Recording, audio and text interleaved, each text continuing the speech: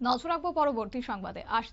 পশ্চিম শান্তিনগর উচ্চ বিদ্যালয় প্রাঙ্গণে একটি রক্তদান শিবিরের আয়োজন করা হয়েছে এবং আজকে এই রক্তদান শিবিরে কল্যাণপুর প্রমোদনগর বিধানসভা কেন্দ্রের বিধায়ক পিনাকি দাস চৌধুরী উপস্থিত ছিলেন এবং কার্যত উদ্বোধন করেছেন তিনি। এবং সেই সঙ্গে শিক্ষার্থীদের স্বাস্থ্য সুরক্ষার কথা মাথায় রেখে আয়োজিত এই স্বাস্থ্য শিবিরে বিশেষজ্ঞ চিকিৎসকরা বিনামূল্যে স্বাস্থ্য পরীক্ষা ও পরামর্শ প্রদান করেছেন। বিধায়ক পিনাকি দাস চৌধুরী অবশ্য বলেছেন যে সুস্থ ও সমৃদ্ধ সমাজ গঠনের জন্য স্বাস্থ্য গুরুত্ব অপরিসীম। শিক্ষার্থীদের শারীরিক সুস্থতা নিশ্চিত করতে এই ধরনের স্বাস্থ্য শিবির অত্যন্ত গুরুত্বপূর্ণ ভূমিকা পালন করে। গোটা বিষয়কে কেন্দ্র করে আজকে পিনাকি দাস চৌধুরী বিধায়কের কি বক্তব্য রয়েছে শুনুন। এবং ইতিমধ্যে এই বিদ্যালয়ের বিভিন্ন ধরনের সুযোগ, সেখানে কম্পিউটার থেকে শুরু করে আমি কিছুদিন আগেও পরিদর্শন করেছি, বিভিন্ন মেটেরিয়ালস অলরেডি আসতে শুরু করেছে, বিভিন্ন বিল্ডিং এর কাজ শুরু হয়েছে। আগামী দিন সঠিক পরিষেবা যাতে এই বিদ্যালয় থেকে যে যে ক্রাইটেরিয়া গুলো আছে বিএনসির মধ্যে সেগুলি ছাত্ররা পায়, তার জন্য এই ব্যবস্থা।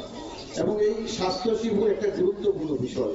সেখানটায় বাচ্চারা, স্কুলের ছাত্রছাত্রীদেরকে হেলথ চেক আপ বা সেখানটা দেখবেন আজকে রক্ত পরীক্ষা, বিভিন্ন ধরনের চেক আপ হবে। এখানে দেখবেন আজকে জানেন অনেক সময় টিভিতে ফেসবুকে দেখি এবং কল্যাণপুরে এমন একটা পেশেন্ট আছে, আজকের দিনে দাঁড়িয়ে সে হয়তো আনন্দমার্গী স্কুলে কেজি 3-তে সম্ভবত পড়াশোনা করছে, কল্যাণপুর ফাতেকার বছর 8 বছরের বাচ্চা, সুগার, 3বার ইনসুলিন নিতে হয়। বাচ্চা ছেলে মেয়েদের মতো সুগার হয়ে যাচ্ছে। এই জন্যই আজকে এখানটায় মেগা স্বাস্থ্য শিবিরের ব্যবস্থা করা হয়েছে। বিভিন্ন ধরনের টেস্ট, সুগার, প্রেশার এবং দাঁতের সমস্যা, চোখের সমস্যা নিয়ে সেখানে সেই টেস্টগুলি করা হবে এবং পরিষেবাগুলি দেওয়ার ব্যবস্থা সরকার এবং দপ্তর মিলে করেছে।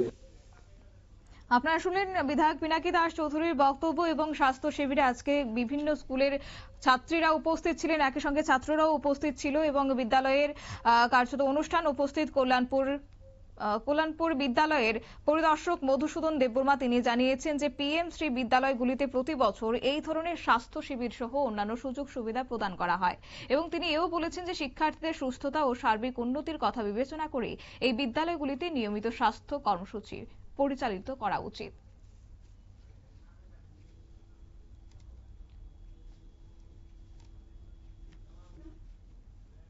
নিয়ে নিচ্ছি ছোট্ট একটি বিজ্ঞাপন বিরতির সঙ্গে থাকুন।